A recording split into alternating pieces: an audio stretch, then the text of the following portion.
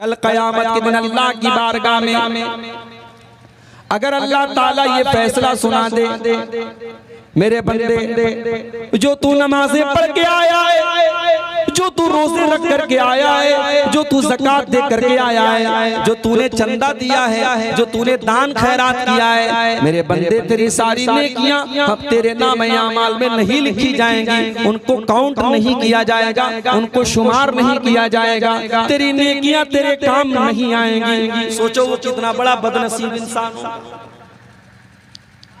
एक इंसान नमाज पढ़ता ही नहीं है, कल क़यामत के दिन उसको भी कोई सवाब नहीं मिलेगा। एक इंसान रमजान के रोजे नहीं रखता है, जाहिर उसको रोजे का सवाब नहीं मिलेगा। ज़कात नहीं देता है, ज़कात का सवाब नहीं मिलेगा। हज और उम्रा नहीं किया, उसका सवाब नहीं मिलेगा। लेकिन मेरे भाइयों, जिसने ये सारे नेकी के काम किए, उसके बावजूद उसको अपनी नेकियों का सवाब न मिले, उससे बड़ा बदनसीब कौन होगा? उससे बड़ा बदनसीब कौन होगा? अल्लाह ने फरमाया, कुल हल नुनब्बिउकुम बिल अक्सरीना आमाला अल्लज़ीना दल्ला सायुहुम फिल हयातिद दुनिया व हुम यहसबूना अन्नहुम युहसिनूना सुना। ऐ नबी आप कह दीजिए, ऐ नबी आप बता दीजिए, सबसे ज्यादा अमल के एतबार से खसारा उठाने वाले, नुकसान उठाने वाले वो लोग हैं जिनकी सारी नेकियां बर्बाद हो जाएंगी। वो तो ये समझते रहे कि हम नेकी के काम कर रहे हैं, हम अच्छे काम कर रहे हैं, मगर अल्लाह की बारगाह में उनकी किसी नेकी का सवाब उनको नहीं मिलेगा। सारी नेकियां उनकी बर्बाद हो जाएंगी। अल्लाह क्या वो जीरो हो जाएंगे। ऐसा क्यों होगा? उलाइकल्लज़ीना कफ़रू बिआयाति रब्बिहिम व लिक़ाइहि फ़हबितत आमालुहुम। ये वो लोग होंगे जिन्होंने अल्लाह की आयतों का इनकार किया, जिन्होंने अल्लाह से मिलने का इनकार किया, अल्लाह ने उनके अमल को बर्बाद कर दिया। फ़ला नुक़ीमु लहुम यौमल क़ियामति वज़ना। क़यामत के दिन अल्लाह के तराजू पर उनकी किसी नेकी का कोई वैल्यू नहीं होगा, उनकी किसी नेकी का कोई वजन। जानते हो दुनिया में सबसे खतरनाक तराजू किसका होता है? सोनार का होता है। सोनार क्या आप जानते हैं? हमारी माएं बहनें जो नाक में नथिया पहनती हैं, सोनार के तराजू पर वो नाक की नथिया भी अगर रख दें तो तराजू बता देता है कि वो नथिया कितने ग्राम ग्राम का भी जो हजारवां हिस्सा होता है, मिलीग्राम, सोनार का तराजू बता देता है कि वो नाक की नथिया कितने मिलीग्राम। अल्लाह का तराजू कैसा होगा मेरे भाई? अल्लाह का तराजू कैसा होगा? अल्लाह का तराजू तो ऐसा होगा, वमन यामल मिस्काल ज़र्रतिन खैरन यरा वमन यामल मिस्काल ज़र्रतिन शर्रन यरा।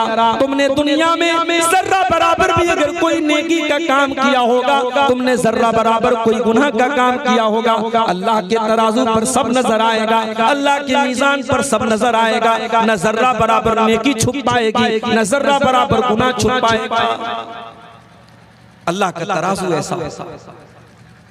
लेकिन कुछ बदनसीब ऐसे होंगे जिनकी नेकियां कल क़यामत के दिन बर्बाद हो जाएंगी, उनकी नेकियां उनके काम नहीं आएंगी। और अल्लाह के तराजू पर जब उनके अमाल को तौला जाएगा तो जीरो लिखा होगा कि इनके अमल का वजन कितना है? जीरो है। इनके किसी अमल का इनको सवाब मिलने वाला नहीं।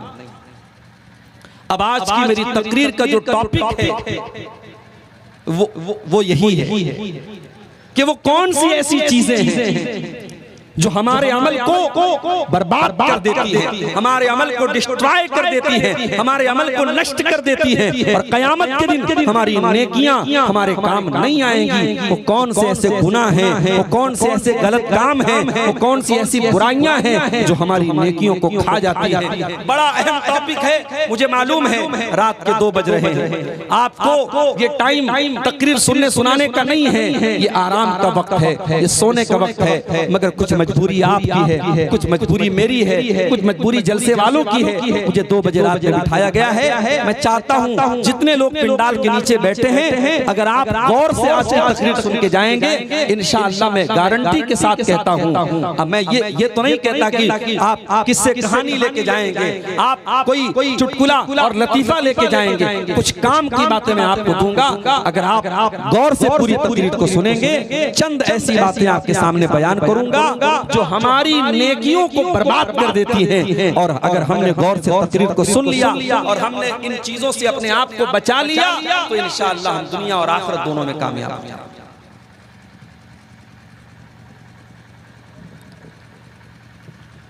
अब ये सब ना जो करना है कर लो, बाद में कोई तमाशा मत करो। तो हम उन गुनाहों की बात करेंगे जो गुनाह हमारी नेकियों को खत्म कर देते हैं, नष्ट कर देते हैं, बर्बाद। उसमें सबसे पहला जो गुनाह है वो क्या है? वो शिर्क। अगर इंसान मुशरिक है, अगर अल्लाह के साथ वो किसी को शरीक कर रहा है, अल्लाह के अलावा किसी और के दर पे सर झुका रहा है, अल्लाह के अलावा किसी और से डरता है, किसी और के ऊपर भरोसा कर रहा है, मुशरिक है कि इंसान हज करता रहे वो, उम्रा करता रहे वो, नमाज पढ़ता रहे वो, अल्लाह क्या उसकी नेकियों का कोई मतलब नहीं। वमन यकफुर बिल ईमानी फक़द हबिता अमलुहु व हुवा फिल आखिरति लमिनल खासिरीन। जो इंसान काफिर हो जाए, जो ईमान का रास्ता छोड़ करके कुफ्र का रास्ता अपना ले, तौहीद का रास्ता छोड़ करके शिर्क का रास्ता अपना ले, अल्लाह फरमाता है वमन यकफुर बिल ईमानी फक़द हबिता अमलुहु, उसके तमाम के तमाम अमाल बर्बाद हो जाएंगे, उसकी कोई नेकी उसके काम नहीं आएगी। मुशरिक का कोई अमल उसके काम आने वाला नहीं।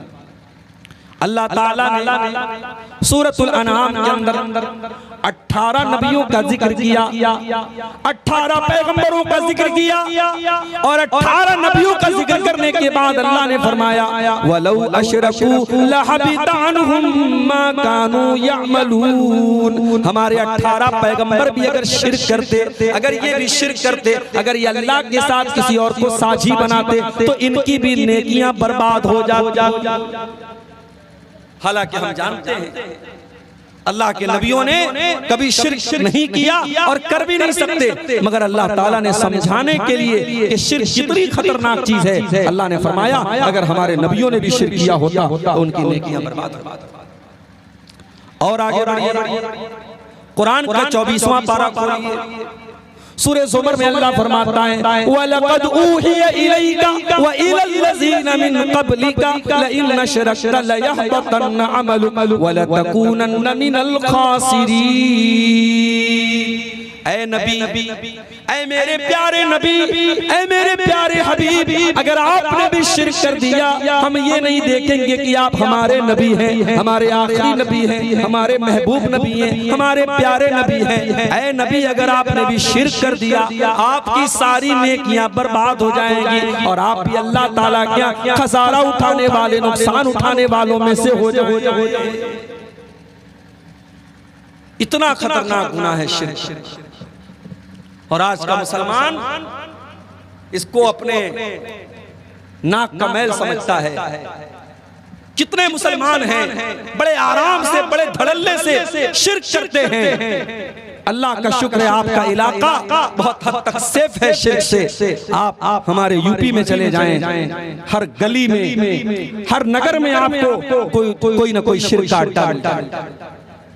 बिहार के अंदर एक इलाका है सहसराम, चले जाइए, गया के रूट पर आपको मिल जाएगा। सहसराम के अंदर भी आपको, बिहार का शहर है, मगर आपको हर मोहल्ले में 2-4 मज़ारात और कब्रें मिल जाएंगी जहां चादर चढ़ाई जा रही है और लोग वहां जाकर के सजदा करते हैं। कभी आप अगर यहां से दिल्ली जाएंगे, कटिहार से अगर आप दिल्ली का सफर करेंगे और आपकी ट्रेन अगर फैजाबाद और अयोध्या वाले रूट से जा रही होगी, रास्ते में एक स्टेशन पड़ता है अकबरपुर। आपको कुछ ऐसे मुसाफिर मिलेंगे जो अकबरपुर से उतरेंगे और चढ़ेंगे, उनके हाथ में पानी के ड्रम होंगे। उनसे पूछिएगा भाई इसमें क्या भरा हुआ है, वो कहेंगे कछौछा शरीफ की मजार का पानी भरा हुआ है। मजार को धोया जाता है, कब्र को धोया जाता है, और वो धोया हुआ गंदा पानी वो पानी के ड्रम में भर भर के लाते हैं और ये समझते हैं कि उससे हमारे बीमारों को शिफा मिल जाएगी और उससे हमें बरकत मिलेगी और उससे हमें फायदा मिलेगा। ये आज के मुसलमान का अकीदा है। कर्नाटक में मैं गया, वहां एक शहर है गुलबर्गा। गुलबर्गा में बहुत बड़ा मजार है। जैसे अजमेर में मजार है उनका ख्वाजा मोइनुद्दीन चिश्ती अजमेरी का, जिनको गरीब नवाज कहा जाता है, तो गुलबर्गा में एक बहुत बड़ा मजार है ख्वाजा बंदा नवाज का, उनको बंदा नवाज कहा जाता है। मेरा प्रोग्राम था गुलबर्गा में, लोगों ने कहा मौलाना आइए आपको जरा बंदा नवाज की दरगाह की सैर करा देते। मैंने कहा चलो भाई हम भी देख लेते हैं। गए दरगाह के अंदर। अच्छा, मैं किसी शहर में जाता हूँ तो जानबूझ करके ऐसी जगहों पर जाकर के देखता हूँ, खुशी के मारे नहीं, अल्लाह की कसम मुझे खुशी नहीं होती। मैं ये सोच करके जाता हूँ और ये मैं महसूस करके जाता हूँ कि मैं जहाँ जा रहा हूँ वहाँ जाकर के मुझे तकलीफ होगी, मेरे दिल को तकलीफ होगी, फिर भी मैं देखना चाहता हूँ कि इंसान एक मुसलमान किस हद तक आज गिर चुका है। अभी बरेली में गया था तो बरेली में भी अहमद रजा खान जिनको आला हजरत कहा जाता है, उनकी कब्र पर भी मैं गया और पूरा एक गली है जो शिर्क से भरी हुई है और दुकानों पर हर चीज पर जो है रजा रजा लिखा हुआ है और वहाँ अल्लाह का नाम कम लिया जाता है और रजा का नाम ज्यादा लिया जाता है। बरेली के अंदर अभी 2 महीना पहले मेरा प्रोग्राम था, 1 महीना पहले, वहाँ मैंने ये मंजर देखा। और 2-3 साल पहले जब मैं कर्नाटक में गया गुलबर्गा में और बंदा नवाज की दरगाह के अंदर में गया तो वहाँ मैंने देखा एक छोटी सी कब्र है। मैंने पूछा भाई ये छोटी सी कब्र किस चीज की? लोगों ने बताया कि ख्वाजा साहब की बेटी ने एक बिल्ली पाली थी, ये बिल्ली की कब्र। अब सोचो बिल्ली की कब्र है, बाकायदा पक्की कब्र है, मजार है, उस पर भी चादर चढ़ी। थोड़ा और आगे बढ़ा, एक और छोटी सी मजार नजर आई। मैंने पूछा भाई ये तो और छोटी मजार है, किसकी मजार है? कहा मौलाना साहब ख्वाजा साहब की बेटी ने एक तोता पाला था, तोते की मजार है। मैंने कहा इस तोते की मजार का क्या काम है? कहा अगर किसी बच्चे की जुबान में लुकनत होती है, बच्चा ढंग से बोल नहीं पाता है, बच्चा तोतला होता है, उसकी माँ यहाँ पे आती है और देसी घी इस कब्र के ऊपर चढ़ाती है और चीनी चढ़ाती है, बच्चा सही हो जाता है। इन्ना लिल्लाहि व इन्ना इलैहि राजिऊन। ये अकीदा है मुसलमान का। तोते और बिल्ली और कुत्ते और घोड़े और गधे की कब्रों पर सजदा हो रहा है मेरे भाई। और उसके बाद हम कहते हैं ऐ अल्लाह हमारी मदद क्यों नहीं हो रही है? फलस्तीन में हम पर जुल्म क्यों हो रहा है? हिंदुस्तान में हम पर जुल्म क्यों हो रहा है? और फला जगह हम पर जुल्म क्यों हो रहा है? मेरे भाइयों, अल्लाह ने मदद का वादा तब किया था जब हम उस एक अल्लाह की तौहीद पर कायम रहे। हम शिर्क करते रहे, हम अल्लाह को नाराज करते रहे, हम अल्लाह को छोड़ करके गैरुल्लाह के दर पर पेशानी झुकाते रहे और हम ये एक्सपेक्ट करें, ये उम्मीद करें, ये आशा करें कि अल्लाह मदद नाजिल करेगा। खबरदार, अल्लाह की मदद मुशरिकों को नहीं मिलती, अल्लाह की मदद अहले तौहीद। ये पहला गुनाह है जो हमारी नेकियों को बर्बाद कर देता है मेरे भाई। अगर हमने शिर्क कर लिया हमारी सारी नेकियां बर्बाद। अब यहां पर एक मसला और समझ लो।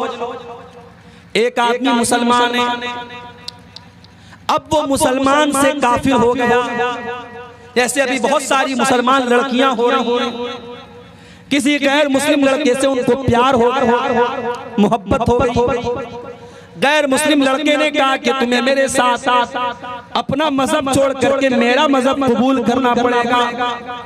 लड़की का नाम आयशा है, लड़की का नाम जैनब है, लड़की का नाम फातिमा है, लड़की का बाप मुसलमान, लड़की की माँ मुसलमान, लड़की खुद मुसलमान, लेकिन प्यार के झांसे में आकर, मोहब्बत के झांसे में आकर अपने गैर मुस्लिम आशिक के लिए लड़की ने अपना धर्म परिवर्तन कर लिया, अपना मजहब तब्दील कर लिया, इस्लाम को छोड़ दिया।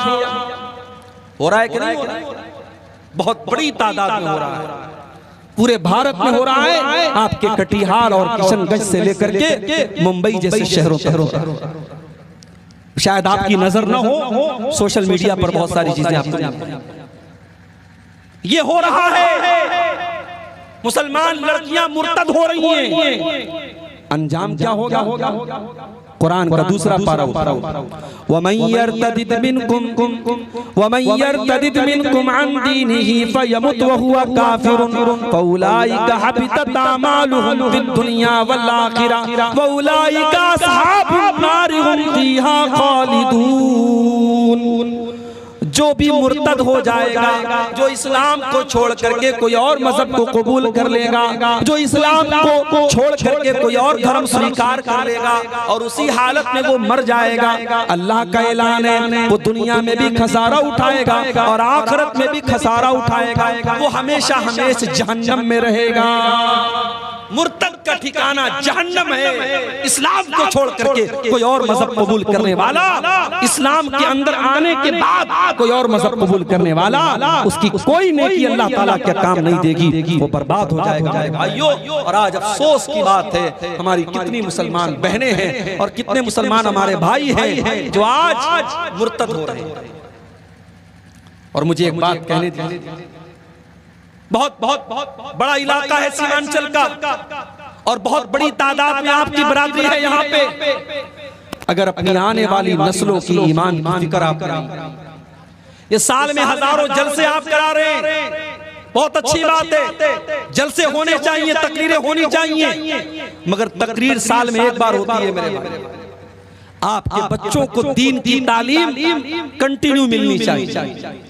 आपका बच्चा, आपकी बच्ची कॉन्वेंट स्कूल में पढ़ रहा है, आपकी लड़की कॉलेज में पढ़ रही है, उसे दीन के नाम पर कोई मालूमात नहीं है और उसे कोई दीन की बात बताने वाला नहीं। उसने कभी मदरसे का मुंह नहीं देखा, कभी मौलाना साहब से उसने नहीं पढ़ा, कभी कुरान नहीं पढ़ा, कभी हदीस नहीं पढ़ी। आपका वो लड़का और लड़की कल जब जवान होगा तो मीडिया की वजह से, सोशल मीडिया की वजह से, इंटरनेट की वजह से धीरे धीरे उसके दिमाग को दीन से दूर कर दिया जाएगा, अल्लाह से दूर कर दिया जाएगा। और इस बात का डर है कि आपकी आने वाली नस्लें दीन से दूर हो जाएंगी। इसलिए अपने बच्चों की फिक्र करो, अपनी आने वाली नस्लों की फिक्र करो, अपने बच्चों को तौहीद सिखाओ, अपने बच्चों को शिर्क से बचाओ। हजरत इब्राहिम अलैहिस्सलाम अल्लाह की बारगाह में दुआ करते हैं, वजुनुबनी व बनिया अन्ना बुदल असनाम। आय अल्लाह तू मुझे और मेरे बच्चों को शिर्क से बचाना, आय अल्लाह मेरे बच्चों को शिर्क कभी न करने देना, आय अल्लाह मेरे बच्चों को तौहीद के ऊपर कायम रखना। इब्राहिम दुआ कर रहे हैं, अल्लाह के खलील दुआ कर रहे हैं। और आगे बढ़िए, अभी आजकल आप एक लफ्ज बहुत ज्यादा सुन रहे होंगे, इसराइल।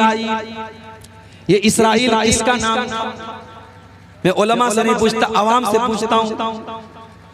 अवाम में से कोई बता, इसराइल किसका नाम? बोलो भाई, बहुत तकरीर सुनी आप लोगों ने, उलमा जवाब नहीं देंगे, आम आदमी जवाब दे। इसराइल किसका नाम है? किसका नाम है? बोलो भाई, रिकॉर्डिंग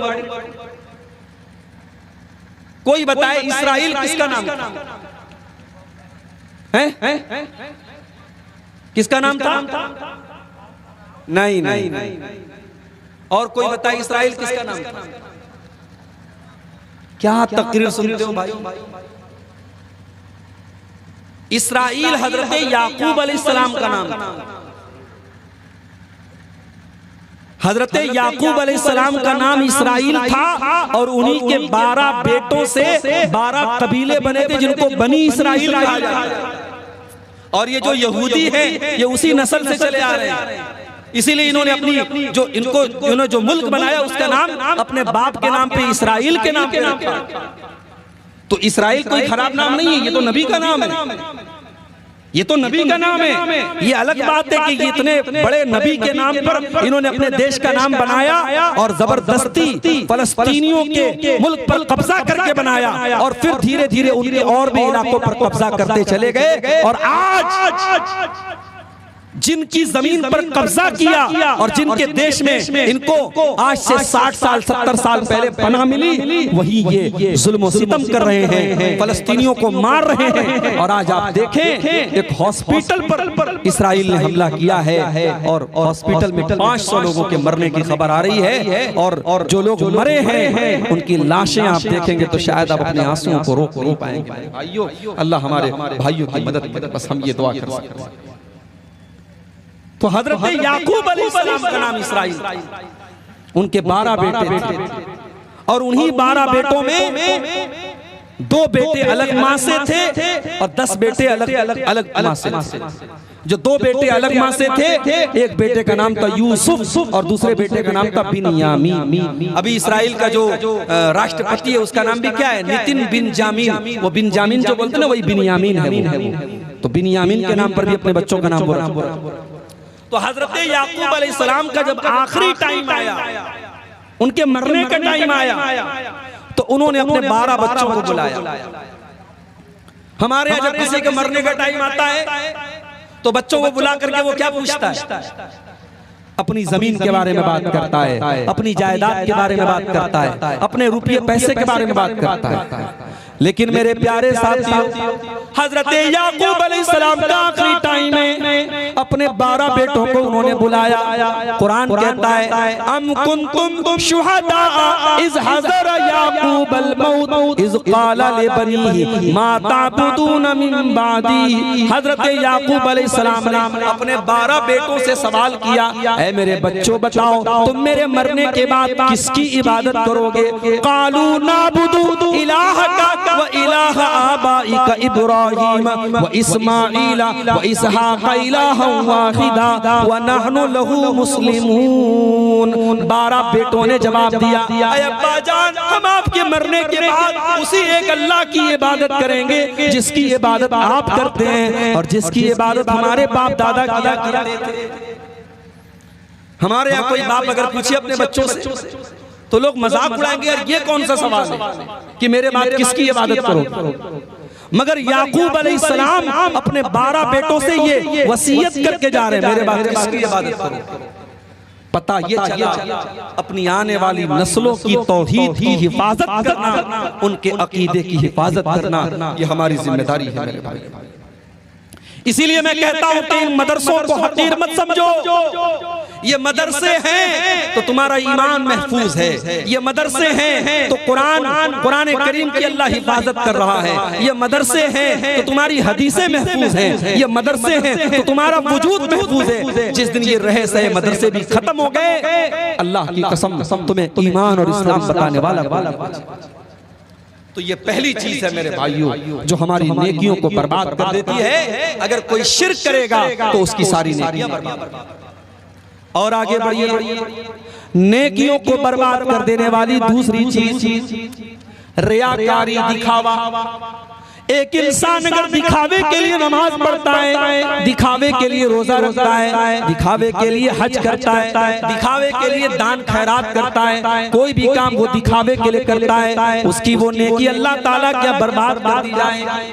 कुरान का 30वां पारा उठाओ, फवैलुल लिल मुसल्लीन अल्लज़ीना हुम अन सलातिहिम साहून अल्लज़ीना हुम युराऊन व यमनऊनल माऊन। बर्बादी है, वैल है, जहन्नम है नमाज पढ़ने वालों के लिए जो नमाज तो पढ़ते हैं मगर अल्लाह ताला के लिए नहीं पढ़ते, किसी को दिखाने के लिए पढ़ते हैं, किसी को शो करने के लिए पढ़ते हैं। नमाज इसलिए पढ़ते हैं ताकि गाँव वालों की नजर में नेक बन जाएं, मोहल्ले वालों की नजर में नेक बन जाएं। फवैलुल लिल मुसल्लीन अल्लज़ीना हुम अन सलातिहिम साहून, जो अपनी नमाज से गाफिल हैं, अल्लज़ीना हुम युराऊन, जो दिखावे के लिए नमाज पढ़ते हैं, चंदा देते हैं। आप स्टेज पर नाम बोला जाता है, कोई हर्ज की बात नहीं है, बोला जा सकता है, लेकिन आपके दिल में क्या चल रहा है?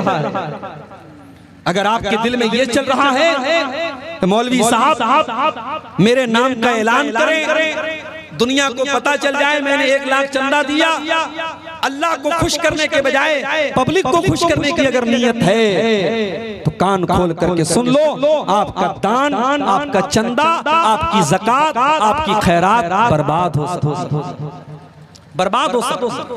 या अय्युहल्लज़ीना आमनू ला तुबतिलू सदक़ातिकुम बिलमन्नि वल अज़ा कल्लज़ी युनफ़िक़ु मालहू रिआअन नास। ऐ ईमान वालो, जब सदका किया करो, जब दान दिया करो तो एहसान मत जता के दिया करो, तकलीफ दे करके मत दिया करो। कल्लज़ी युनफ़िक़ु मालहू रिआअन नास, जैसे वो लोग अल्लाह की राह में दान देते हैं, जो लोगों को दिखाने के लिए देते हैं, जो अल्लाह के ऊपर ईमान नहीं रखते, जो कयामत के दिन के ऊपर ईमान नहीं रखते, वो तो बस लोगों को दिखाने के लिए दान खैरात करते हैं।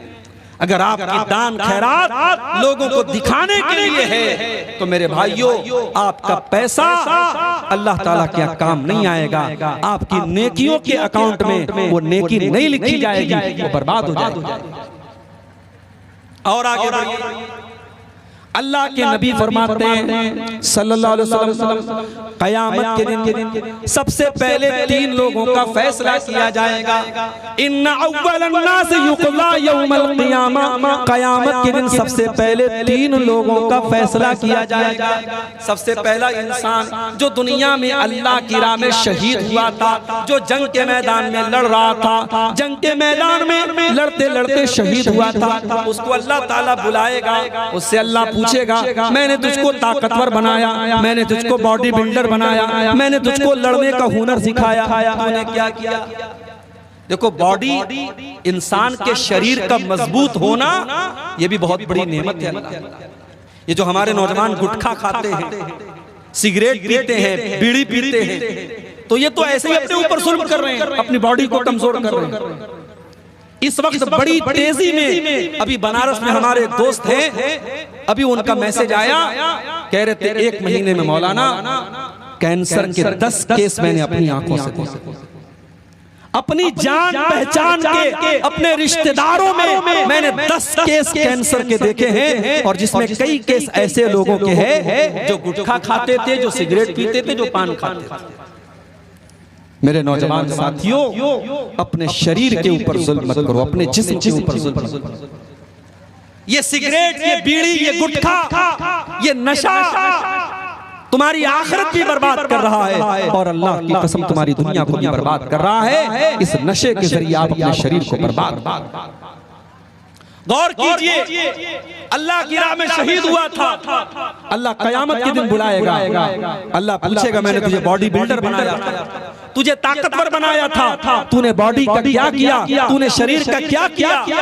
बंदा कहेगा, अल्लाह कातलतु फीका, मैं तेरे रास्ते में लड़ता रहा, जंग करता रहा, जिहाद करता रहा, हत्तस्तुशीत, तो यहाँ तक कि मैं शहीद कर दिया गया। आय अल्लाह, मैं तेरी राह में शहीद कर दिया गया।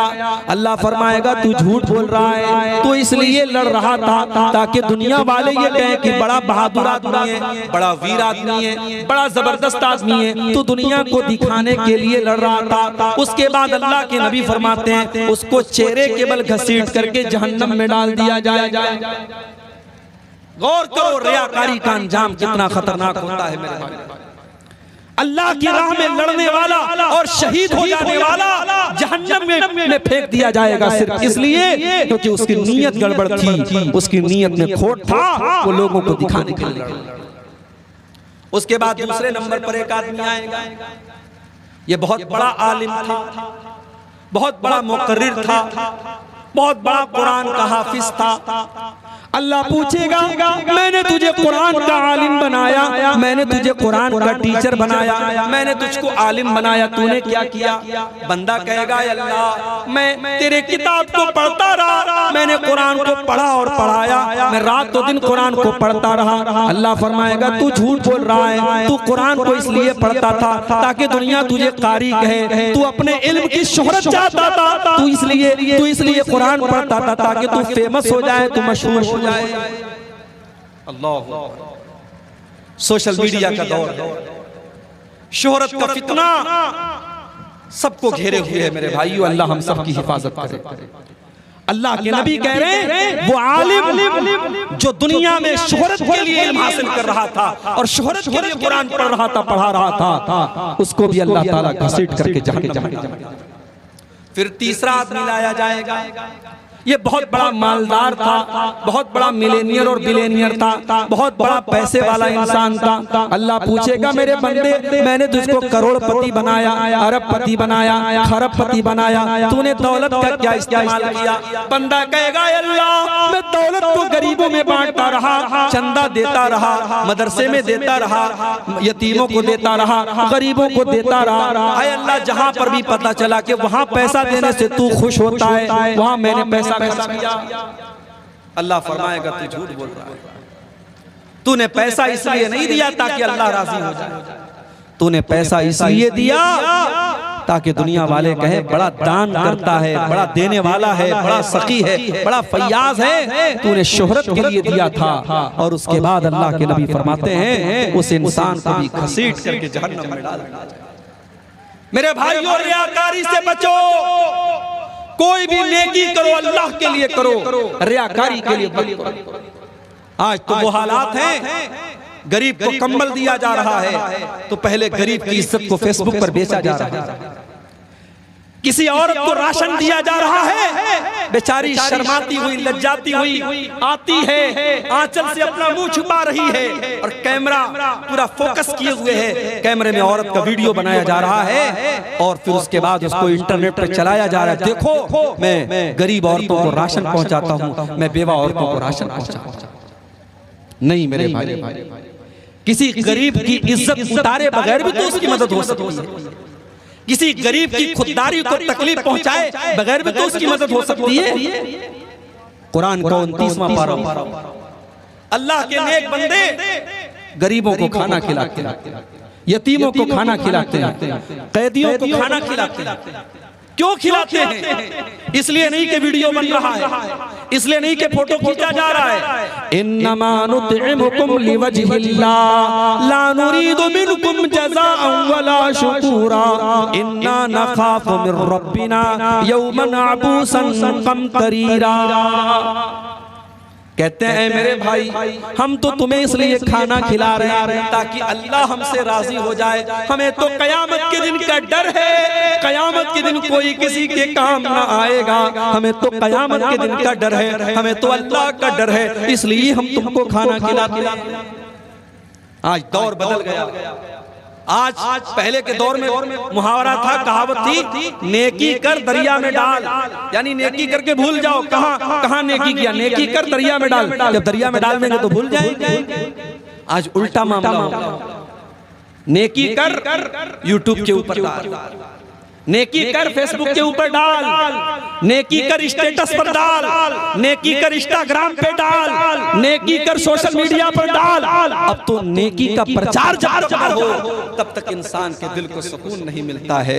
मेरे भाइयों रियाकारी से अपने दामन को बचा लो, कल कयामत के दिन अल्लाह के नबी फरमाते हैं अल्लाह ताला बुलाएगा रियाकारी करने वालों को, दिखावा करने वालों को बुलाएगा और अल्लाह कहेगा कि ऐ मेरे बंदो तुमने नमाज किसके लिए पढ़ी, तुमने नमाज जिसके लिए पढ़ी थी जाओ उसी से सवाब ले लो, मेरे पास सवाब की उम्मीद मत रखना। तुमने नमाज मेरे लिए नहीं पढ़ी थी, तुमने रोजा मेरे लिए नहीं रखा था, तुमने दान खैरात मेरे लिए नहीं किया था, जिसके लिए किया था जाओ उसे सवाब ले लो, मुझसे सवाब की उम्मीद मत। तो ये दूसरी बड़ी खतरनाक चीज है मेरे भाई, रियाकारी जो हमारी नेकियों को खत्म कर देती है, हमारी नेकियों को नष्ट। तीसरी चीज जो हमारी नेकियों को बर्बाद कर देगी उसको कहा जाता है बिदअत। दीन के अंदर नया काम, रबीउल अव्वल का महीना आया, 12 रबीउल अव्वल की तारीख आई, हमारे बहुत सारे मुसलमान भाई वो एक तीसरी ईद भी मनाने लगे। आज तक आपने सुना होगा कि इस्लाम के अंदर 2 त्योहार होता है, एक ईद उल फित्र होता है, एक ईद उल अज़हा होती है। अभी एक तीसरी ईद भी मनाई जाने लगी और इसका नाम क्या रखा, ईद मिलादुन नबी, नबी की पैदाइश वाली ईद।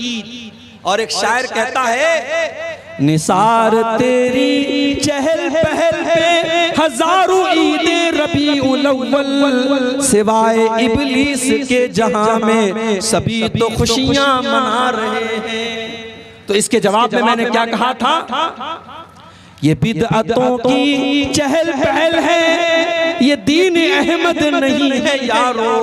ये बिदअतों की चहल पहल है, ये दीन अहमद नहीं है यारो। नबी के प्यारे तो रोजे अव्वल से 2 ही ईदें मना रहे हैं। नबी के प्यारे शुरू से लेकर आज तक सिर्फ 2 ईद मना रहे थे, ये तीसरी ईद आ गई मेरे। अब तो बाकायदा वीडियो आ रहा है, अब तो केक कट रही है। बड़े बड़े उलमा, दाढ़ी वाले, पगड़ी वाले केक काट रहे हैं। बच्चे का बर्थडे मत मनाओ, सही नहीं है, लेकिन नबी का बर्थडे मनाओ, उस पर सवाब मिलेगा। मेरे भाइयों, इस्लाम क्या था और इन्होंने क्या बना दिया। इस्लाम क्या था और इन्होंने क्या बना दिया। मेरे नबी की शरीयत क्या थी और इन्होंने क्या बना दिया।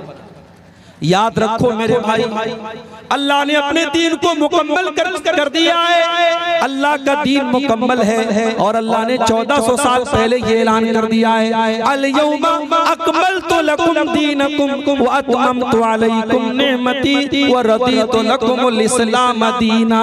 हो लोगों, मैंने अपने दीन को मुकम्मल कर दिया है। अब इसके अंदर किसी इजाफा की, किसी संशोधन की, किसी मॉडिफिकेशन की, किसी एडिटिंग की कोई जरूरत नहीं है। अल्लाह का दीन बिल्कुल मुकम्मल है, कंप्लीट है, परफेक्ट है। अल्लाह के दीन में कोई चेंजिंग नहीं हो सकती।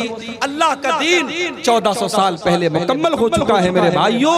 अब इस दीन के अंदर कोई नया काम अगर निकालता है, उसी को बिदात कहा जाता है। और बिदात कोई अच्छी नहीं होती, बिदात कोई अच्छी नहीं होती, बिदात हमेशा बुरी होती है। क्योंकि अल्लाह के नबी फरमाते हैं, व शर्रुल उमूरि मुहदसातुहा व शर्रुल उमूरि मुहदसातुहा व कुल्लु मुहदसतिन बिदा व कुल्लु बिदातिन ज़लाला व कुल्लु ज़लालतिन फिन्नार। दीन के अंदर जितना नया काम निकाला जाए वो बिदात है, और हर बिदात गुमराही है, और हर गुमराही का ठिकाना जहन्नम है। अच्छा, आप एक मसला बताइए, अजान के पहले दरूद पढ़ना है कि अजान के बाद पढ़ना है? बोलो पब्लिक में से कोई बताए। अजान के बाद। लेकिन हमारे कुछ भाइयों की बुद्धि उल्टी है। उनका मुअज्जिन जब माइक पर जाता है तो पहले खड़ा होकर दरूद पढ़ता है, या नबी अस्सलातु वस्सलामु अलैका या रसूलल्लाह सल्लल्लाहु अलैहि वसल्लम। उसके बाद कहता अल्लाहु अकबर, अल्लाह, पूरा अजान दे। नबी ने क्या फरमाया, इज़ा समेतुमुल मुअज्जिन, जब तुम मुअज्जिन को अजान देते हुए सुनो, फक़ूलू मिस्ल मा यक़ूल, तो जैसे मुअज्जिन कह रहा है उसी तरीके से जवाब दो। अल्लाहु अकबर कहा तो तुम भी अल्लाहु अकबर कहो। अशहदु अल्ला इलाहा इल्लल्लाह कहा तो तुम भी अशहदु अल्ला इलाहा इल्लल्लाह कहो। अशहदु अन्ना मुहम्मदुर रसूलुल्लाह कहा तो तुम भी अशहदु अन्ना मुहम्मदुर रसूलुल्लाह कहो। हय्या अलस सलाह कहा तो तुम ला हौला वला कुव्वता इल्ला बिल्लाह कहो। हय्या अलल फलाह कहा तो तुम ला हौला वला कुव्वता इल्ला बिल्लाह कहो। पूरी अजान का जवाब दो। अजान का जवाब देने के बाद सुम्मा सल्लू अलैया, फिर तुम मेरे ऊपर दरूद पढ़ो। और दरूद कैसा पढ़ना है? मेड इन इंडिया नहीं, मेड बाई नबी पढ़ना है। जो नबी ने बताया है वो दरूद पढ़ना है। मेड इन इंडिया वाला दरूद नहीं पढ़ना है। मेड इन इंडिया वाला कौन सा दरूद है? अस्सलातु वस्सलामु अलैका या रसूलल्लाह, ये मेड इन इंडिया वाला है। और नबी का दरूद कौन सा है? अल्लाहुम्मा सल्ली अला मुहम्मदिन व अला आलि मुहम्मद कमा सल्लैता अला इब्राहीम व अला आलि इब्राहीम इन्नका हमीदुम मजीद। अल्लाहुम्मा बारिक अला मुहम्मद व अला आलि मुहम्मद कमा बारकता अला इब्राहीम व अला आलि इब्राहीम इन्नका हमीदुम मजीद। ये दरूद पढ़ो। और दरूद पढ़ने के बाद अल्लाह के रसूल फरमाते हैं कि मेरे लिए अल्लाह ताला से दुआ मांगो, वसीला मांगो। वसीला किस चीज का नाम है? वसीला जन्नत में एक आला मकाम का नाम है जो अल्लाह ताला अपने आखिरी नबी को देगा। अल्लाह के नबी फरमाते हैं कि तुम मेरे लिए अल्लाह से वसीला मांगो। तो हम कैसे वसीला मांगेंगे? अल्लाहुम्मा रब्बा हाज़िहि दावति ताम्मा वस्सलातिल काइमा आते मुहम्मदनिल वसीलता वल फजीलता वबअसहु मकामम महमूदनिल लज़ी वअदा। ये दुआ पढ़ो और ये दुआ पढ़ने के बाद अल्लाह के नबी फरमाते हैं जिसने अजान का जवाब दिया और उसके बाद मेरे ऊपर दरूद पढ़ा और उसके बाद मेरे लिए अल्लाह से वसीला मांगा, हल्लत लहू शफाअती यौमल क़ियामा, क़यामत के दिन मैं जरूर उसकी शफाअत करूंगा।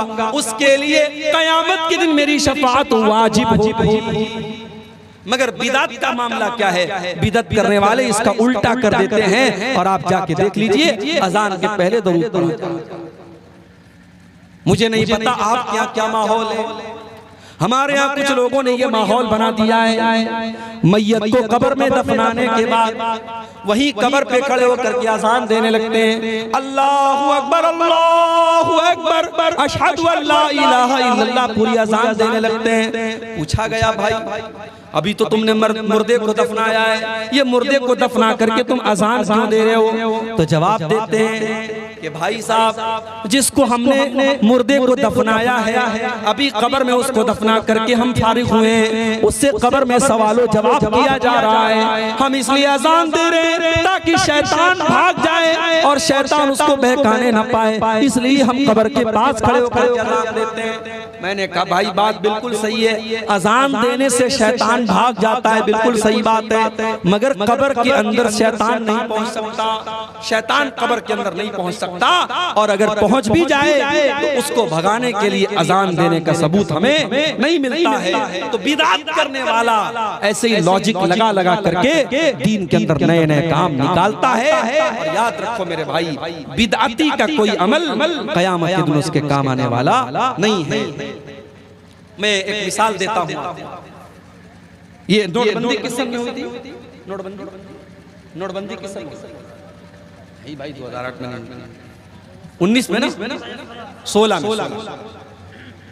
2016 में नोटबंदी हुई थी और इत्तेफाक से जिस दिन नोटबंदी हुई थी मेरा प्रोग्राम था किशनगंज। अब भाई वो 1000 के और 500 के जो पुराने वाले नोट थे वो चल रहे थे। अब मोदी जी ने ऐलान कर दिया भाई साहब पुराने नोट सब बेकार हो गए, नोटबंदी का ऐलान कर दिया, कहा कि अब पुराने जितने नोट हैं रद्दी के टुकड़े बन गए। अब आप ईमानदारी से बताओ ये जो नया वाला नोट है 500 वाला, अगर आप कंपैरिजन करो तो पुराना वाला नोट ज्यादा अच्छा लगा। पुराने वाले नोट का कागज भी ज्यादा अच्छा था, नए वाले नोट का कागज भी कमजोर है, कलर भी उतर जाता है जल्दी से। मगर अगर इंडियन गवर्नमेंट ने ये ऐलान किया कि अब पुराना नोट नहीं चलेगा तो आज आपके पास 1 करोड़ रुपया भी अगर पुराने नोट वाला है आप उसको मार्केट में लेके जाएंगे, 100 रुपए की चीज भी आपको नहीं मिलेगी। 1 करोड़ रुपए का भी नोट है उसकी कोई वैल्यू नहीं। यही मामला मेरे भाइयों दीन का है। दीन के अंदर जिस अमल के ऊपर जनाब मोहम्मद रसूलुल्लाह सल्लल्लाहु अलैहि वसल्लम की मुहर लगी है वही अमल अल्लाह ताला के यहाँ कबूल होगा। और अगर उस अमल के ऊपर अल्लाह के नबी की मुहर नहीं लगी है तो वो अमल देखने में चाहे जितना भी अच्छा क्यों ना लग रहा हो, अल्लाह ताला के उस अमल की कोई वैल्यू नहीं। हम जुमा की नमाज पढ़ते हैं, जुमा की नमाज में इमाम साहब दूसरी रकात में सूरह गाशिया पढ़ते हैं, हल अताका हदीसुल गाशिया वुजूहु यौमइज़िन खाशिया आमिलतुन नासिबा तस्ला नारन हामिया। ओ लोगो कयामत के दिन कुछ लोग आएंगे आमिलतुन नासिबा, जो अमल कर कर के थक गए होंगे, बहुत अमल किया होगा, बहुत नमाज पढ़ी होगी, बहुत रोजा रखा होगा, आमिलतुन नासिबा अमल कर करके वो थक चुके होंगे, तस्ला नारन हामिया, लेकिन वो भड़कती हुई जहन्नम की आग में डाले जाएं। तो बिदअती का अंजाम बहुत बुरा है मेरे भाई, इसलिए अपने आप को बिदअत से बचाओ, दीन के अंदर वही काम करो जिस काम के ऊपर अल्लाह की और उसके रसूल की मुहर लगी हो, उसके अलावा कोई काम। और आगे बढ़ो, हमारी नेकियों को बर्बाद कर देने वाली चौथी चीज, अगर हम नमाज की पाबंदी नहीं करते, नमाज को छोड़ देते, रात भर आपने जलसा सुना, सुबह फजर की अजान हो रही है, अस्सलातु खैरुम मिनन नौम की सदाएं बुलंद हो रही हैं और आप आराम से सोए पड़े हैं, आपने फजर की नमाज छोड़ दी। याद रखो मेरे भाई, नमाज का छोड़ना भी ये बहुत बड़ा गुनाह है और इससे भी हमारी नेकियां बर्बाद हो जाएंगी। अल्लाह के नबी फरमाते हैं, अव्वलु मा युहासबु बिहिल अब्दु यौमल क़ियामति सलातु, क़यामत के दिन बंदे से पहला हिसाब उसकी नमाज के बारे में किया जाएगा। फ़इन सलुहत, अगर नमाज का मामला सही है, अगर नमाज सही है तो सारा अमल सही है, और अगर नमाज का मामला गड़बड़ है तो सारा मामला गड़बड़ है। और एक और हदीस में अल्लाह के नबी ने फरमाया, मन तरका सलातल अस्री फ़क़द हबिता अमलुहु, जिसने असर की नमाज जानबूझ करके छोड़ दी उसका अमल बर्बाद हो जाएगा। जब एक टाइम की नमाज जानबूझ करके छोड़ने वाले का अमल बर्बाद हो जाएगा। हमारे कितने भाई ऐसे हैं जो एक टाइम की भी नमाज नहीं पढ़ते, जिनकी जिंदगी में नमाज के लिए कोई मकाम नहीं है। मेरे भाइयों, सोचो उनका क्या। शेख अब्दुल अजीज इब्न बाज से पूछा गया, बीवी नमाज पढ़ती है, शौहर नमाज नहीं पढ़ता। बीवी नमाज पढ़ती है, शौहर नमाज नहीं पढ़ता, एक टाइम की नमाज नहीं पढ़ता, शौहर जहां क्या होगा। शेख इब्न बाज का फतवा मौजूद है, जाइए इंटरनेट पर आप भी देख लीजिए। शेख इब्न बाज कहते हैं, अगर बीवी नमाजी है और शौहर बेनमाजी है तो निकाह खत्म कर दिया जाएगा, निकाह खत्म कर दिया जाएगा और उस मुसलमान औरत को उस बेनमाजी के साथ नहीं रखा जाएगा, क्योंकि नमाज न पढ़ने वाला काफिर है, नमाज को जानबूझ करके छोड़ने वाला काफिर है। ये सऊदी अरब के बहुत बड़े मुफ्ती का फतवा है। चलो ठीक है, हम इतनी सख्त बात नहीं कहते, हम कहते हैं नमाज छोड़ने वाला काफिर नहीं है अगर वो नमाज को फर्ज मानता है, नमाज को जरूरी मानता है। अगर लापरवाही की वजह से वो नमाज नहीं पढ़ता है, काफिर तो नहीं है, मगर मेरे भाइयों गुनहगार तो है और बहुत बड़ा गुनहगार है। और आज अफसोस की बात यह है, हम दावा ये करते हैं कि हम नबी के चाहने वाले हैं, हम नबी से मोहब्बत करने वाले हैं, नबी के लिए जान दे देंगे। अरे तुम क्या नबी के लिए जान दोगे, तुम क्या नबी से मोहब्बत करोगे। तुम्हें नबी से मोहब्बत होती तो तुम नमाज न छोड़ते। मेरे नबी को नमाज से बहुत प्यार था। अल्लाह के नबी कहा करते थे, जुइलत कुर्रतु ऐनी फिस सलाह, नमाज मेरी आंखों की ठंडक है, मेरी नमाज मेरी आंखों की ठंडक है। और अपनी वफात के पहले, अपने इंतकाल के पहले अल्लाह के नबी दुनिया से ये कहकर गए, अस्सलाता अस्सलाता व मा मलकत ईमानुकुम, ओ लोगों नमाज की पाबंदी करते रहना, नमाज का ख्याल करते रहना, नमाज जानबूझ करके कभी मत छोड़ना।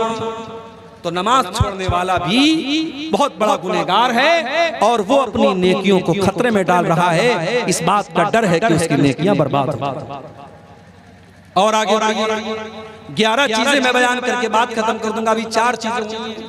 नंबर 5 हमारी नेकियों को बर्बाद कर देने वाली 5वीं चीज, हुकूकुल इबाद में कोताही।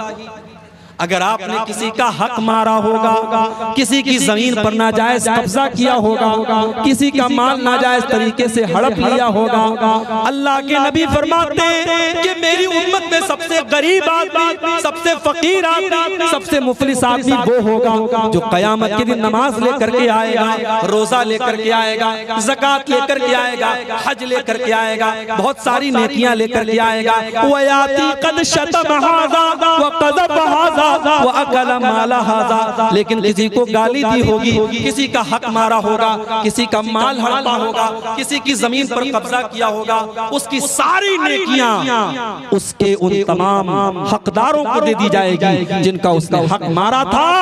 और जब उसकी नेकियां खत्म हो जाएंगी, अल्लाह के नबी फरमाते हैं हकदारों के गुनाह इसके ऊपर लाद दिए जाएंगे और जो दुनिया से नेकी लेकर के गया था उसके ऊपर दूसरों के गुनाह लाद दिए जाएंगे और वो जहन्नम के अंदर फेंक दिया जाएगा। मेरे भाइयों, बड़ा खतरनाक मसला है हुकूकुल इबाद का। किसी का हक मत मारना, किसी का हक मत मारना। दुनिया की अदालत में हो सकता है आप केस जीत जाएं, वकील को खरीद लें, जज को खरीद लें, पुलिस वालों को खरीद लें, हो सकता है दुनिया में आप बेईमानी कर लें, मगर कान खोल करके सुन लो, अल्लाह की अदालत में कोई बेईमानी नहीं कर सकता, अल्लाह की अदालत में कोई रिश्वत नहीं चलेगी, अल्लाह के फरिश्ते रिश्वत नहीं लेते।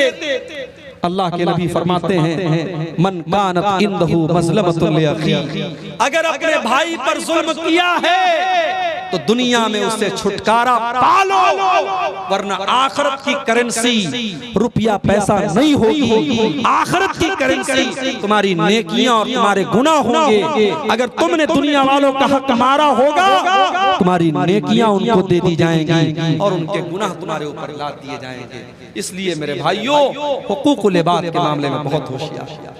आज भाई भाई का हक मार रहा है, आज कितने बाप हैं अपनी औलाद का हक मार रहे हैं, कितने बाप है अपनी बेटियों को, कितने भाई हैं अपनी बहनों को जायदाद में वरासत में महरूम कर देते हैं। सारी जायदाद बेटों के नाम लिख देते हैं ताकि बेटी वारिस ना हो जाए। कितने भाई हैं अपनी बहनों का हिस्सा और हक खा जाते हैं। मेरे भाइयों, याद रखो, हुकूकुल इबाद का मामला बहुत खतरनाक है। अगर आपने किसी का हक मारा होगा, कल क़यामत के दिन आपको जवाब देना पड़ेगा और आपकी नेकियां बर्बाद हो जाएंगी और आपके जिम्मे उस इंसान के गुनाह डाल दिए।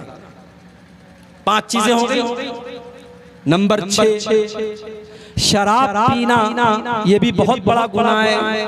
शराब पीने वाले की नमाज भी कबूल नहीं होती है। अल्लाह के नबी फरमाते हैं मन शरिबल खम्रा ला तुक़बलु लहू सलातु 40 सबाहा, जो शराब पीता है उसकी 40 दिन की नमाज कबूल नहीं होगी। शराब पीने वाले की 40 दिन तक की नमाज कबूल नहीं होगी जब तक वो अल्लाह ताला से सच्ची तौबा न कर ले, उसकी 40 दिन तक की नमाज कबूल नहीं होगी। इतना बड़ा गुनाह है शराब पीना। आज मुसलमान बड़े शौक से शराब पी रहा है। शराब के अड्डों पे चले जाओ, आपको मुसलमान ज्यादा नजर आ जाएंगे। मेरे भाइयों, शराब से बचो, नशे से बचो।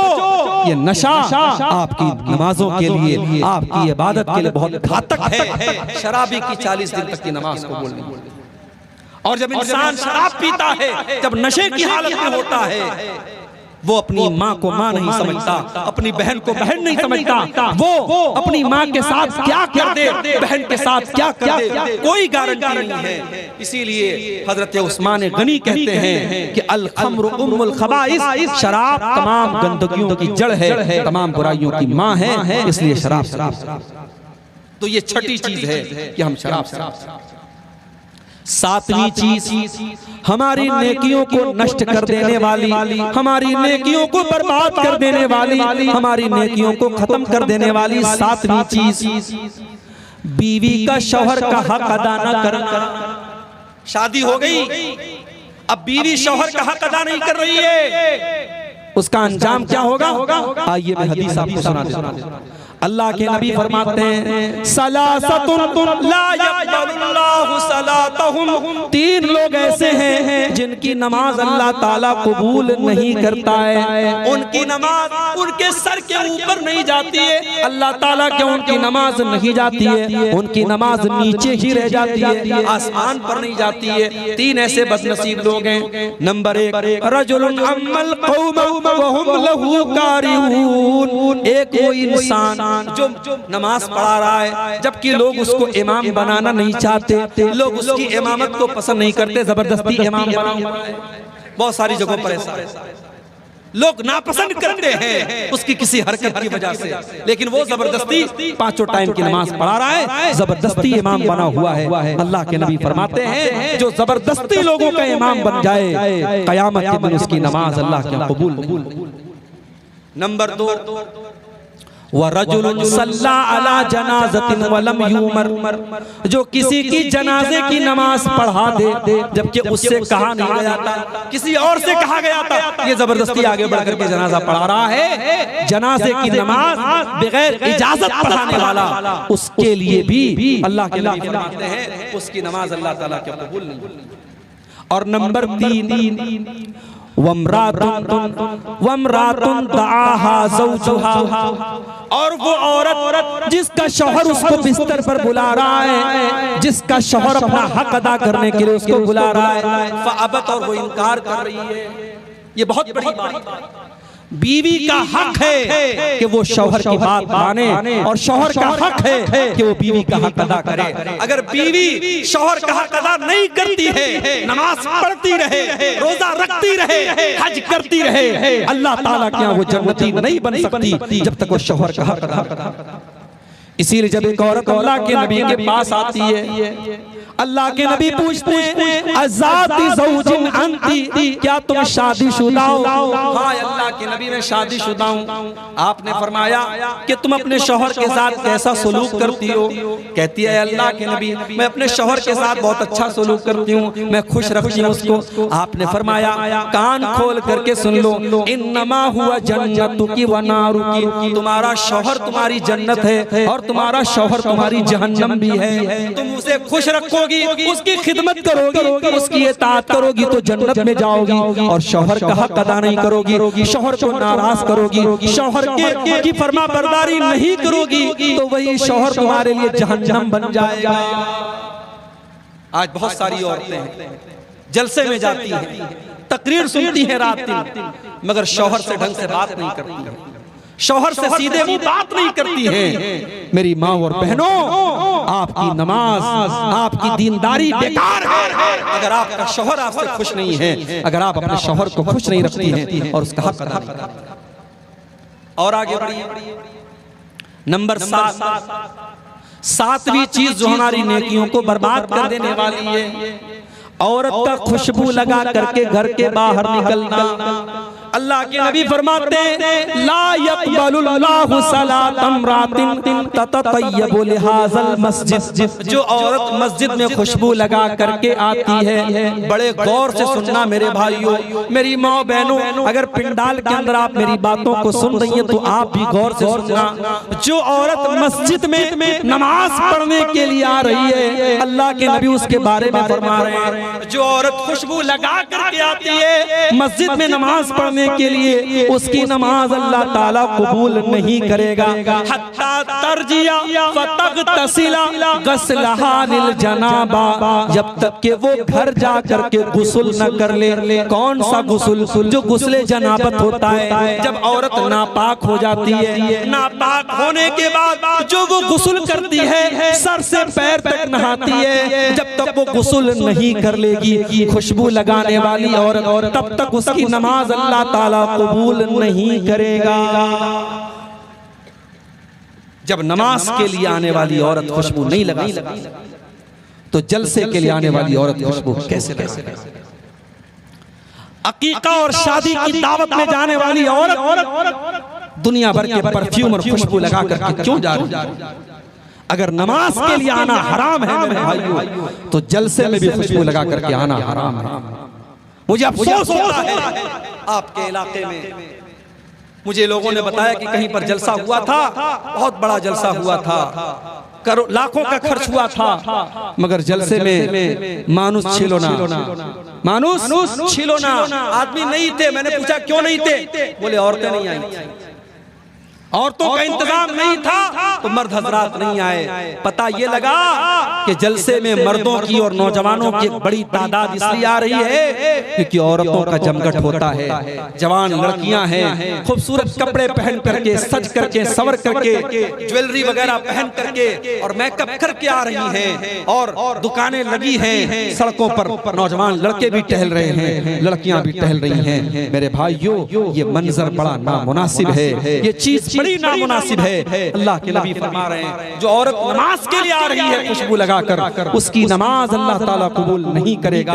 तो जो औरत जलसे में आती है, अपनी बहनों से कहना चाहूंगा सिंपल ड्रेस में आओ, सादा कपड़े में आओ, खुशबू के बगैर आओ और पर्दे के अंदर आओ और तकरीर सुन करके वापस अपनी घर चली जाओ। जलसों को तमाशा मत बनाओ मेरे भाइयों। जलसों आज कितने जलसे हैं मुझे लोग बताते हैं, मौलवी साहब आज जलसे में एक लड़का लड़की लड़की पकड़े गए। आज जलसे में एक लड़का लड़की रंग रलियां करते हुए और आपस में एक दूसरे से मिलते हुए पकड़े गए। मुझे ये खबरें सुनकर के अल्लाह की कसम बड़ा अफसोस होता है।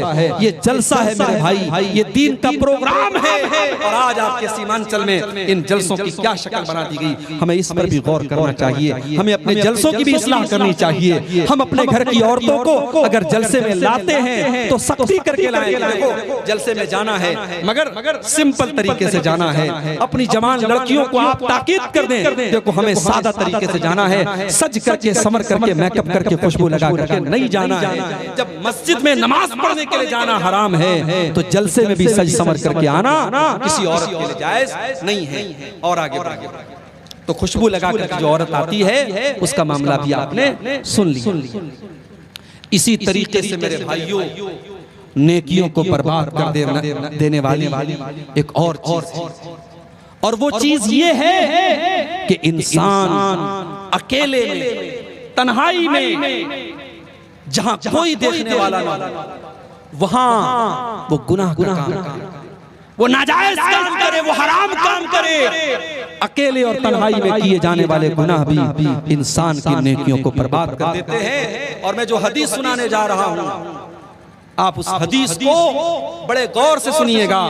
और आपके हाथों में मोबाइल है, आप सबके हाथों में मोबाइल है, मैं जानता हूं। आज 3 साल के बच्चे से लेकर 70 साल के बूढ़े के हाथ में मोबाइल और स्मार्टफोन है। मोबाइल चलाने वाला इस हदीस को गौर से, मोबाइल चलाने वाली हमारी नौजवान बहनें, हमारी कौम की लड़कियां भी इस हदीस को गौर से सुने, हमारे नौजवान भाई भी सुने। हदीस के रावी कौन है? हजरत सौबान रज़ी अल्लाह ताला अन्हु। हजरत सौबान कहते हैं अल्लाह के नबी ने फरमाया लअलमन्ना क़वामम मिन उम्मती यातूना यौमल क़ियामा, मैं अपनी उम्मत के कुछ ऐसे लोगों को जानता हूँ जो क़यामत के दिन आएंगे, पहाड़ों के बराबर नेकियां लेकर के आएंगे, पहाड़ों के बराबर नेकियां लेकर के आएंगे। फयजअलुहल्लाहु अज़्ज़ा व जल्ला हबाअम मंसूरा, लेकिन अल्लाह ताला उनकी नेकियों को बर्बाद कर देगा।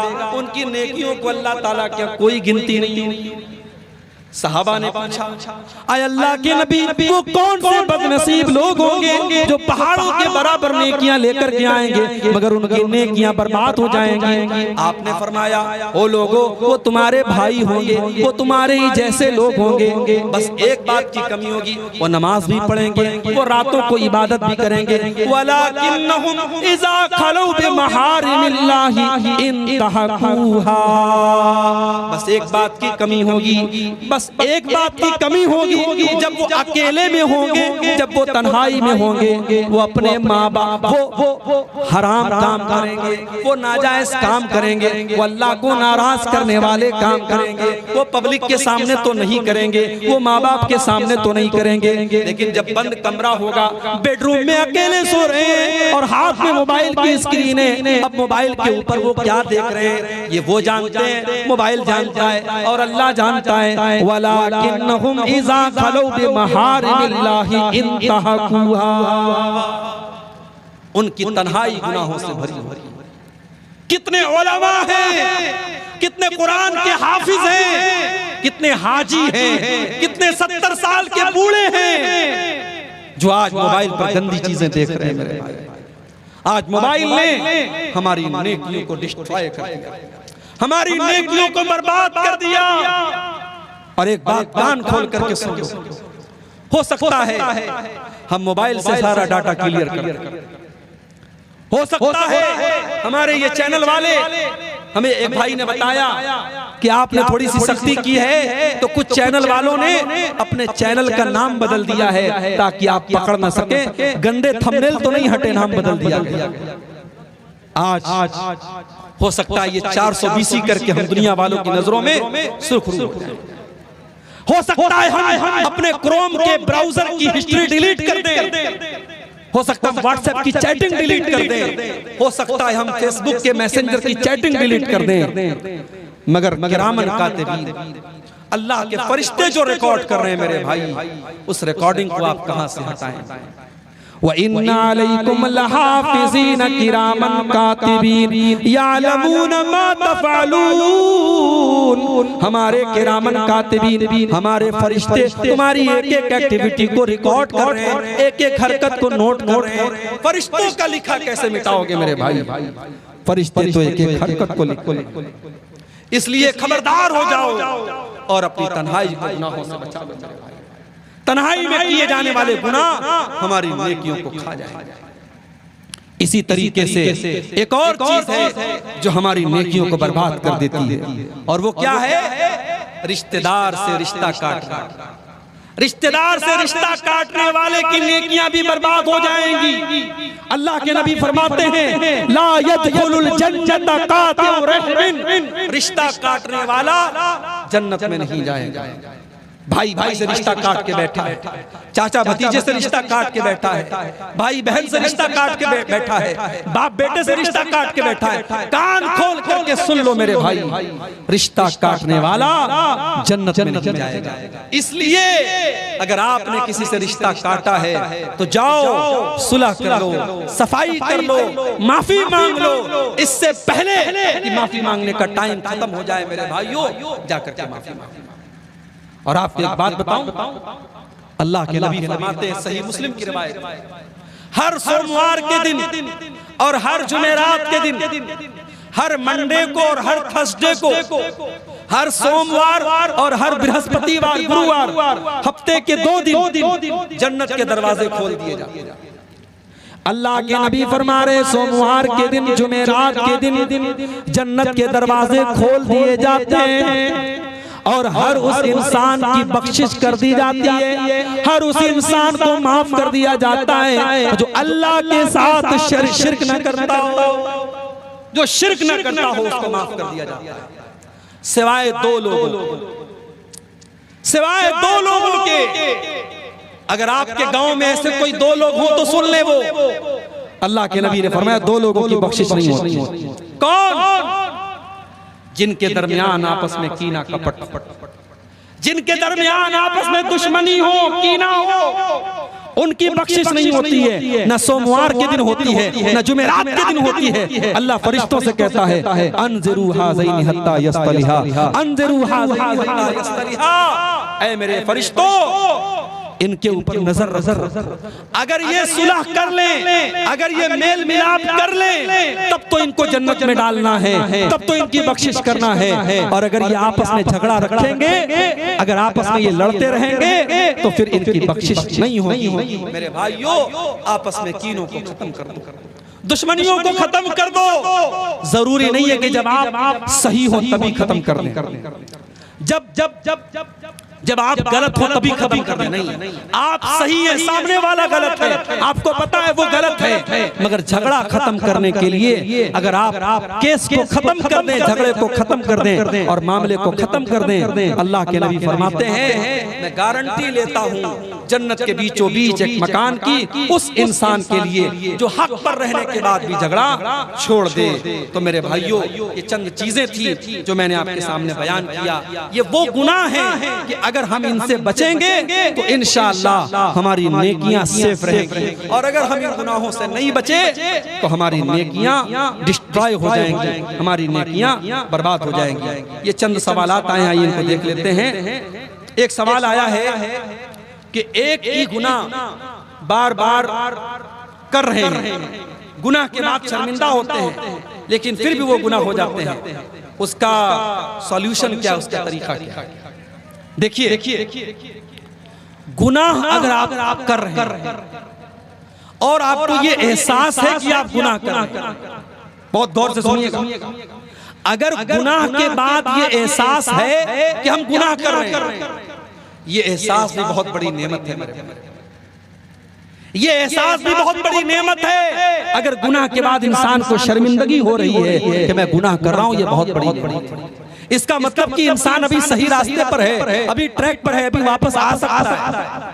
तो जब भी आपको ये एहसास हुआ, तौबा करो। अब जब आप तौबा करेंगे तो तौबा के अंदर 3 चीजें होना जरूरी है। तौबा का मतलब क्या होता है? आप गाड़ी चला रहे हैं, गाड़ी को मोड़ लेना, गाड़ी को यू टर्न ले लेना, यही तौबा है। तौबा का मतलब क्या है? आप गलत रास्ते पे जा रहे थे, अब आप सीधे रास्ते पे चले आए, वापस चले, अपने रास्ते पे वापस चले। तो तौबा के अंदर 3 शर्तें। पहली शर्त, इंसान को अपने गलत काम पर शर्म आए, शर्मिंदगी हो। दूसरी शर्त, उस गुनाह को फौरन छोड़ दे। और तीसरी शर्त, आइंदा उस गुनाह को पक्का ना करने का पक्का इरादा करें। आप कमिटमेंट कीजिए अल्लाह ताला से। जब आप तौबा कीजिए ना तो कमिटमेंट कीजिए। ऐसे हमारे बहुत सारे नौजवान लड़के होते हैं, वो मास्टरबेशन अपने हाथों से ज़िना करते हैं, अपने हाथों से ज़िना करते हैं। और एक बड़ी तादाद में हमारे नौजवान लड़के इस गंदगी में मुब्तला हैं। और डॉक्टरों की बात तो मैं नहीं जानता, लेकिन हकीमों का कहना है कि ये नौजवान लड़कों की शादीशुदा जिंदगी के लिए ये चीज बड़ी खतरनाक है। जो लड़के इस बीमारी में मुब्तला होते हैं, आगे जब शादी होती है उनकी शादीशुदा जिंदगी बर्बाद हो जाती है। तो अगर कोई नौजवान हमारा भाई इस गंदगी में पड़ा हुआ है, मैं बड़े दर्द के साथ उससे कहता हूं, तुम रात में उठो और वजू करके तहज्जुद की नमाज पढ़ो, और तहज्जुद की नमाज पढ़ के अल्लाह की बारगाह में गिड़गिड़ा के दुआ करो कि अल्लाह ये गंदी आदत तू मुझे छुड़ा। और अगर ये गंदी आदत आपको मोबाइल की वजह से हो रही है, आप कसम खा लीजिए कि मैं रात में इशा के बाद मोबाइल नहीं चलाऊंगा। आप कसम खा लीजिए कि मैं रात में इंटरनेट इस्तेमाल नहीं करूंगा। जब तक आप ऐसा कोई कमिटमेंट नहीं करेंगे, आप बुराई पर कंट्रोल नहीं पा सकते। शैतान हमारी खून की रगों के साथ दौड़ रहा है, शैतान हम सब के साथ लगा हुआ है मेरे भाइयों, इसलिए हमें अपने आप को मजबूत बनना पड़ेगा। एक सवाल ये आया है कि मिंबर जो है वो पत्थर का होना चाहिए या लकड़ी का। जैसे बहुत सारी मस्जिदों में पत्थर का मिंबर है, जैसे जामिया सल्फिया और जामिया इमाम इब्न तैमिया में, तो मिंबर जो है वो वहाँ पे पत्थर का बना हुआ है। देखिए अल्लाह के रसूल सल्लल्लाहु अलैहि वसल्लम के ज़माने में पहले जब आप खुतबा देते थे तो लकड़ी के तने पर, और बाद में एक औरत ने अल्लाह के नबी से ख्वाहिश जाहिर की कि मैं चाहती हूं कि आप इस लकड़ी के तने के बजाय मिंबर और उसने, उसका लड़का जो बढ़ई का काम करता था, कारपेंटर था, अपने बेटे से कह करके उसने खूबसूरत लकड़ी का मिंबर बनवाया। तो अल्लाह के नबी के दौर में लकड़ी का मिंबर था, मगर अल्लाह के नबी ने कोई ऐसी शर्त नहीं लगाई थी कि लकड़ी ही कहो। बाद में पत्थर का और इसी तरीके से ईंट और गारे का भी मिंबर हरम में, मस्जिद नबी में और मक्के में इस्तेमाल हुआ, और आज भी दुनिया में हो रहा है। तो इसमें कोई मसला नहीं है, लकड़ी का भी इस्तेमाल किया जा सकता है और पक्का पत्थर का भी इस्तेमाल किया जा सकता है। जिसको जहाँ जैसी सहूलत हो वो कर सकता है। लकड़ी वाले मिंबर में ये होता है कि फिर उसको जो है संभालना पड़ता है, उसको रखना पड़ता है, और एक बार अगर उसको बाकायदा पक्का बनवा दिया तो फिर कोई मसला नहीं, हमेशा के लिए वो बन जाता है। तो दोनों सूरतें जायज है, उसमें कोई शरीयत की तरफ से पाबंदी नहीं है। एक सवाल ये आया है कि तशहुद की उंगली से कब कब इशारा करना चाहिए। आपकी एक वीडियो में देखा हूं कि आप कह रहे हैं कि तशहुद में जब जब दुआ आए तब तब इशारा करना। बिल्कुल सही आपने सुना है, मैंने वीडियो में ये बात कही और आज फिर कह रहा हूं कि हदीस में ये आता है कि अल्लाह के नबी तशहुद में अपनी उस उंगली से इशारा करते, अपनी इस उंगली से इशारा करते थे। अब इशारा जो है, इशारा का मतलब उंगली उठाना। अब उंगली आपको जो उठाना है तो ये उठाने का सिलसिला अत्तहियात से लेकर के सलाम फेरने तक रहेगा, ये पूरे तशहुद में। और हदीस में दूसरा लफ्ज आता है युहर्रिकुहा, अल्लाह के नबी इस उंगली को हरकत देते थे। कब हरकत देते थे? यदऊ बिहा, जब आप दुआ करते थे। अब मिसाल के तौर पर आप पढ़ते हैं अत्तहियातु लिल्लाहि वस्सलावातु वत्तय्यिबात, अब ये अल्लाह की तारीफ है, ये दुआ नहीं है। उसके बाद कहते हैं अस्सलामु अलैका अय्युहन नबी, ये दुआ है, आप नबी पर सलाम पढ़ रहे हैं, दुआ है। अब यहाँ पे आप हरकत देंगे वस्सलामु अलैना व अला इबादिल्लाहिस सालिहीन, अब ये भी दुआ है, यहाँ पे आप हल्की हल्की हरकत देंगे। उसके बाद अशहदु अल्ला इलाहा इल्लल्लाह व अशहदु अन्ना मुहम्मदन अब्दुहु व रसूलुहु, ये दुआ नहीं है, इस पर आप उंगली को ऐसे फिक्स रखें। उसके बाद आप दरूद शरीफ पढ़ते अल्लाहुम्मा सल्लि अला मुहम्मद व अला आलि मुहम्मद, अब ये दुआ है, पूरा दरूद शरीफ दुआ है। अब पूरे दरूद शरीफ के दौरान हल्की हल्की हरकत देंगे। उसके बाद आप दुआ पढ़ते अल्लाहुम्मा इन्नी ज़लमतु नफ्सी ज़ुल्मन अल्लाहुम्मा इन्नी ज़लमतु नफ्सी ज़ुल्मन फ़ग़फ़िर ज़ुनूबा ला यग़फ़िरु ज़ुनूबा इल्ला अंता। अब ये पूरी दुआ है, अल्लाहुम्मा इन्नी ज़लमतु नफ्सी ज़ुल्मन, ये पूरी दुआ है। इस दुआ के दौरान आप हल्की हल्की हरकत करें। अल्लाहुम्मा इन्नी अऊज़ु बिका मिन अज़ाबि जहन्नम व अऊज़ु बिका मिन अज़ाबिल क़ब्र व अऊज़ु बिका मिन फ़ितनतिल मसीहिद दज्जाल। अब ये पूरी दुआ है, तो जहाँ दुआ है वहाँ आप उंगली को हरकत देंगे। हदीस की रोशनी में यही सही मालूम होता है और शेख इब्न उसैमीन वगैरह का यही फतवा है। लेकिन ये कोई पाबंदी नहीं है, कोई शर्त नहीं है। अब कोई आम आदमी है, उतना पढ़ा लिखा नहीं है, तो थोड़ा थोड़ा हरकत देता रहे, और जो समझदार है और उसको समझ में आ रहा है कि यहाँ पे दुआ है, यहाँ पे दुआ नहीं है, तो जहाँ पे दुआ है वहाँ पे हरकत दे। ये ऐसा कोई मसला नहीं है जिसको लेकर के बहुत परेशान हुआ जाए। तो बहरहाल हमारा आज का जो मौजू था गुनाहों, ऐसे गुनाह जो नेकियों को बर्बाद कर देते हैं, हमने ऐसे गुनाहों को देखा है, हमने उस पर पूरी तकरीर सुनी है। हम अल्लाह से दुआ करते रब्बुल आलमीन तो हमें उन गुनाहों से बचने की तौफीक अता फरमा।